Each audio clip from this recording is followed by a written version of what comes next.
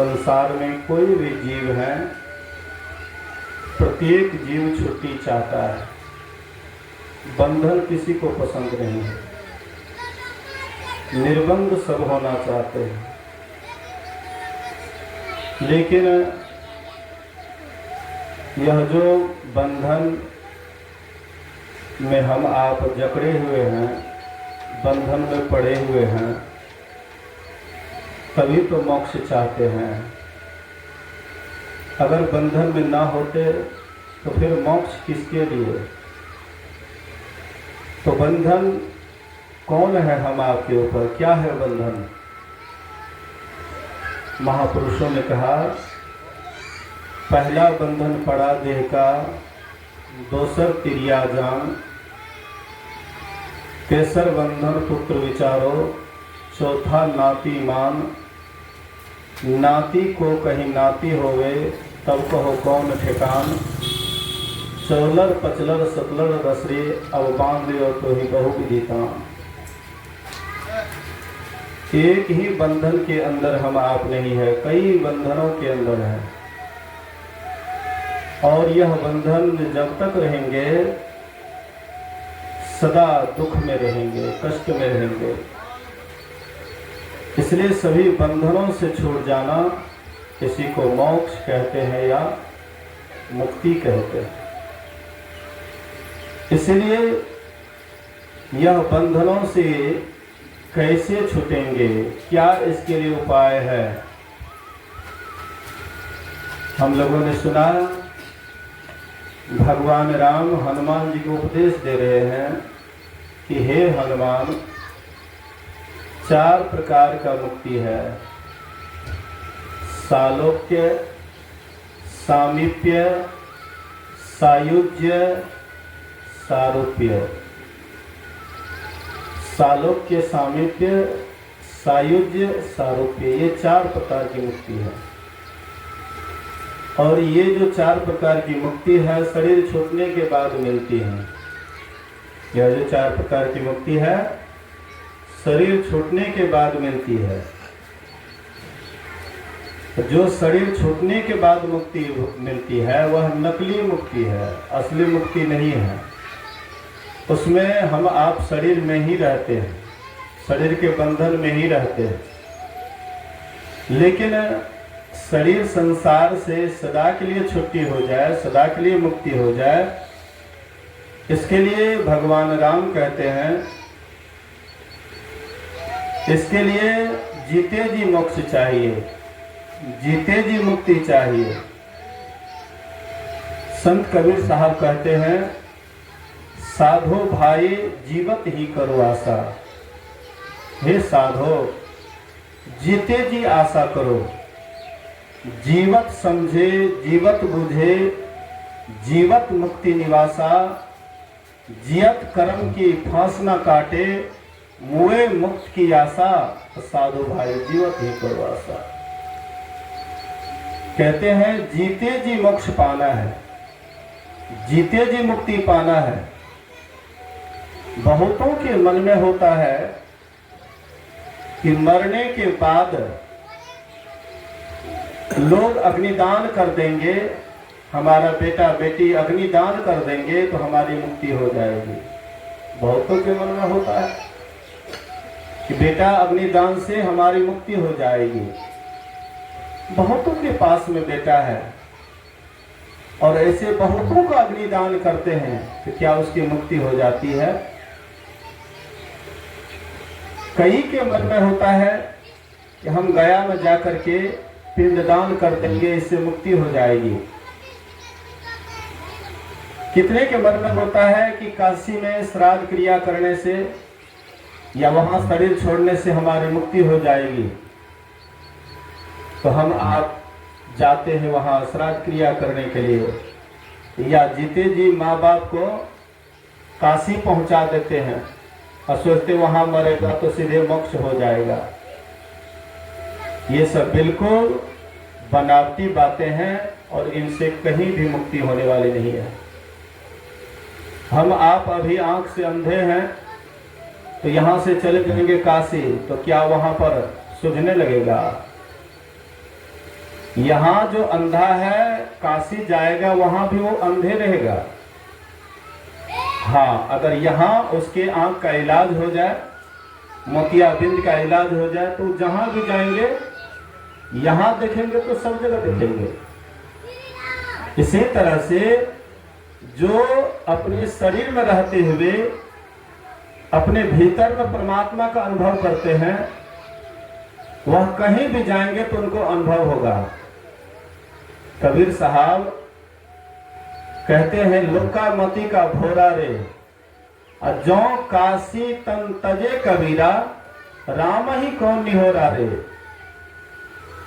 तब हम ऐसे, अब हम ऐसे, यही जन्म का लाहा, जो जल में जल पैस न निकसे यह दूरी मिला जुलाहा। कहते तब हम ऐसे, अब हम ऐसे, पहले परमात्मा में मिल करके परमात्मा ही थे, अब हम ऐसे, अब भी साधना करके परमात्मा को प्राप्त कर लिए हैं। यही जन्म का लाहा, यही जन्म का असली लाभ है। गुरु महाराज जी परीक्षा भवन में लिखते हैं, देह धरे करे यही फल भाई, भजिए राम सब काम बिहाई। ये शरीर धारण करने का सबसे यही बड़ा फल है कि परमात्मा की भक्ति करते हुए परमात्मा को प्राप्त कर ले। यही जन्म का असली लाभ है। इसलिए संत कबीर साहब कहते हैं, यही जन्म का लाहा, जो जल में जल पैक्ष से यह डोरी मिला जुलाहा। जैसे घड़ा में पानी है और वह घड़ा के पानी को गंगा जी में उल्टा करके रख दीजिए, तो घड़ा के पानी और गंगा जी के पानी में मेल नहीं होगा, और वही घड़ा जब उलट जाता है तो दोनों पानी एक हो जाता है। ऐसे हम आप भी जहां हैं वहां पर परमात्मा लबालब भरा हुआ है, कहीं परमात्मा से खाली नहीं है। कहीं भी चले जाइए, हम आप अभी मानगंज में हैं तो यहां भी परमात्मा से लबालब भरा हुआ है। और यहां से तीर्थाटन के लिए जाइए, उत्तर काशी जाइए, हरिद्वार जाइए, ऋषिकेश जाइए, बद्रीनारायण जाइए, कहीं भी जाइए तो वहां भी परमात्मा ठसाठस भरा हुआ है। तो हम आप सोचते हैं कि वहां जाएंगे तो परमात्मा मिल जाएगा, यहां परमात्मा नहीं मिलेगा। ये लोकोक्ति को सुन करके हम आप कभी भी ये विश्वास ना करें कि यहां नहीं है परमात्मा, वहां जाएंगे तो परमात्मा मिल जाएगा। बिल्कुल गलत बात है। परमात्मा का बनाया हुआ ये स्थूल संसार है। स्थूल संसार, कहीं भी स्थूल संसार में रहिएगा तो स्थूल को ही देखिएगा। सूक्ष्म को देखने के लिए अपने भीतर चलना पड़ेगा, अपने अंदर चलना पड़ेगा। जब तक अपने अंदर नहीं चलिएगा तो वह सूक्ष्माति सूक्ष्म जो परमात्मा लबालब हर जगह भरा हुआ है, सब में व्यापक, सबते न्यारा, और सब घट एक ही राम हो राम राम। वह सब घट में व्यापक है, हर जगह है, कोई जगह खाली नहीं है। जर्रे जर्रे में ईश्वर है, कण कण में ईश्वर है, कोई जगह खाली नहीं। एक बार अकबर बादशाह बीरबल से प्रश्न करते हैं कि तुम बराबर राम का नाम लेते हो, कहो वह राम कहां रहता है, क्या करता है और किधर देखता है। बीरबल कहते हैं इसके लिए समय चाहिए। बोले ठीक है, 7 रोज का समय देता हूं।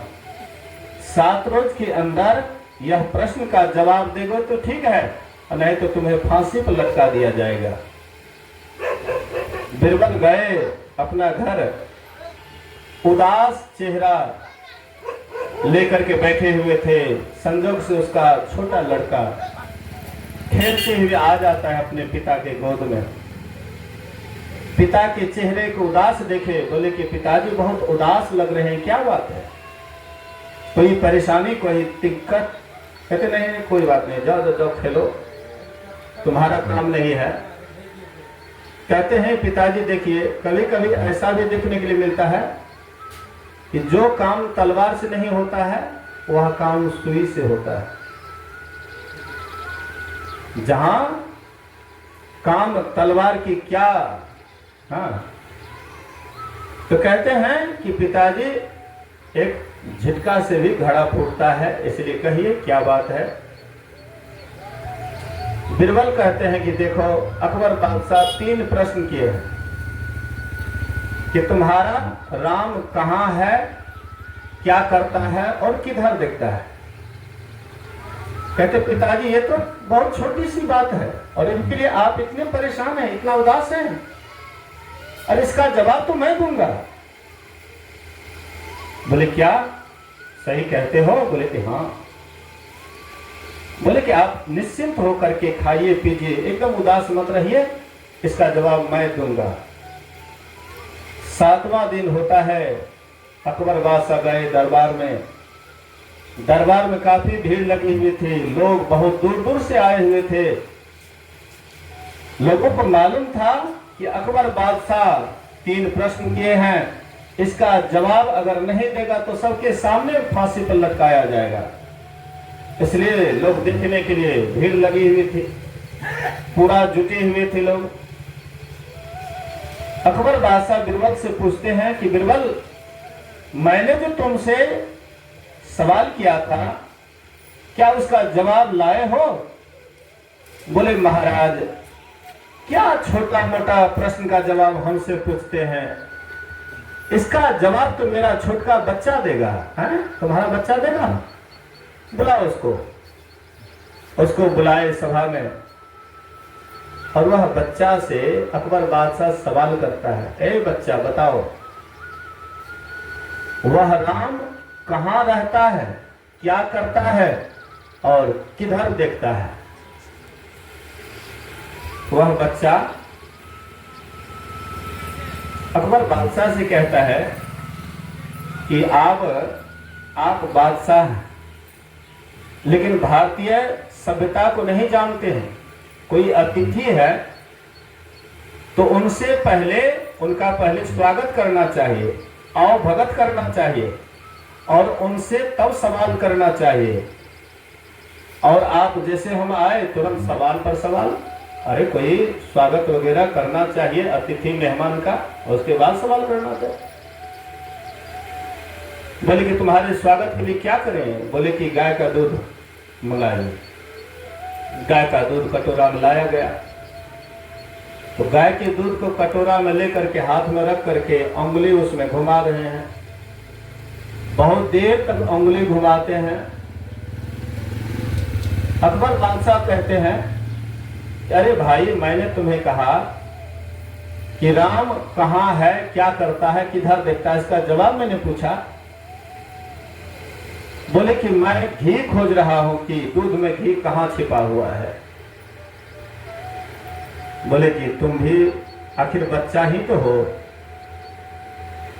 दूध के जर्रे जर्रे में घी छिपा हुआ है, दूध के कण में घी छिपा हुआ है।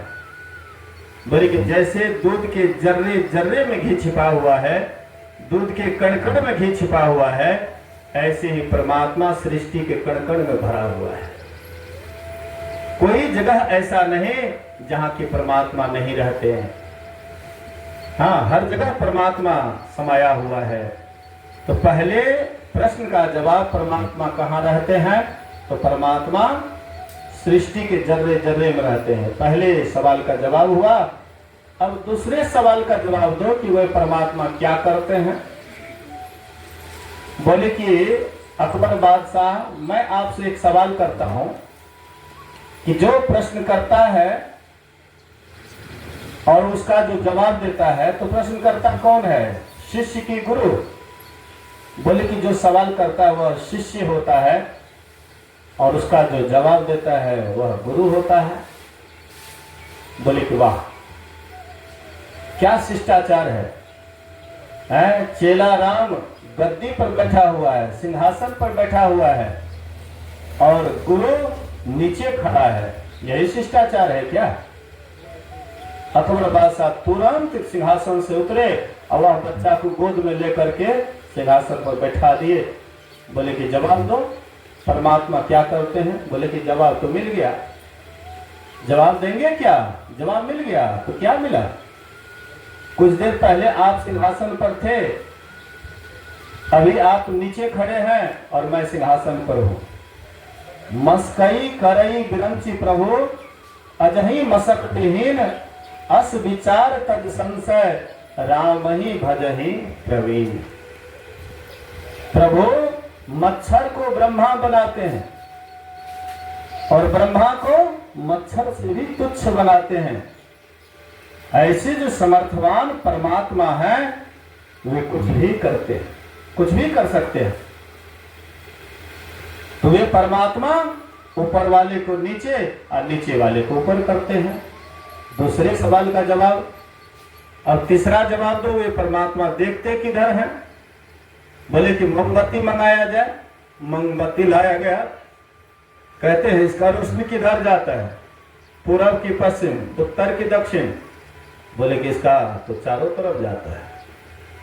बोले कि जैसे ये मोमबत्ती का रोशनी चारों तरफ जाता है, ऐसे ही परमात्मा सब कुछ देखते हैं। उनसे कोई भी बात छिपा हुआ नहीं रहता है। हम आप कोई काम छिप करके कर लेते हैं, सोचते कोई नहीं देखता है, लेकिन जहां कोई नहीं देखता है वहां पर परमात्मा देखता है। परमात्मा से कोई बात आप छिपा नहीं सकते हैं। रामकृष्ण परमहंस जी महाराज कहते थे, पाप और पारा को कोई छिपा नहीं सकता है।